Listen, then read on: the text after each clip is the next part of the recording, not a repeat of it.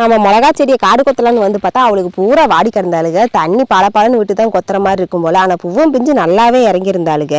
நல்லா சூப்பராக இறக்கியிருக்காளுங்க. இந்த டைம் பார்த்து தண்ணி வரலையா அப்படின்னு சொல்லிட்டு எங்கள் அப்பா சத்தம் போது நாளைக்கு தான் எடுத்துக்கணும் அப்படின்னாரு. அதுக்கப்புறம் பார்த்தா ஆவாரம்பூ பூத்து குலுங்கிருந்துச்சு. அதை வேற பறிக்க டைமே இல்லைங்க. ரொம்ப பெனிஃபிட்டுங்க இதில். நம்ம மிளகா செடி கூட வாட்டம் கொடுத்துச்சுங்க. ஆனால் புளிச்செடி வாட்டமே கொடுக்கல. எவ்வளோ ஃப்ரெஷ்ஷாக இருக்குன்னு பார்த்தீங்களா?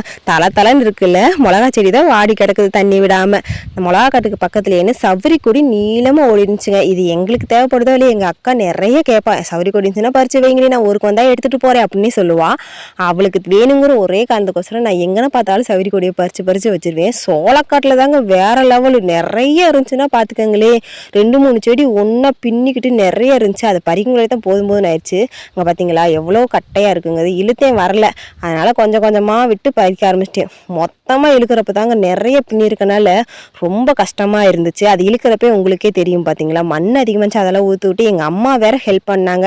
இதை நானும் பறித்து தரேம்மா, நீ தண்ணியில் அலசி வை அப்படின்னு சொன்னாங்க. சரிம்மா அப்படின்னு எங்கள் அம்மாட்ட கொடுக்குறேன். பாருங்கள் எவ்வளோ பெருசாக இருக்குன்னு, எவ்வளோ கொடி இன்றைக்கி பறிச்சிருக்கோங்க. இன்றைக்கி சக்ஸஸ் பண்ணிட்டோம். இது ரொம்ப நாளாக பறிக்கணும்னு நினச்சேன்.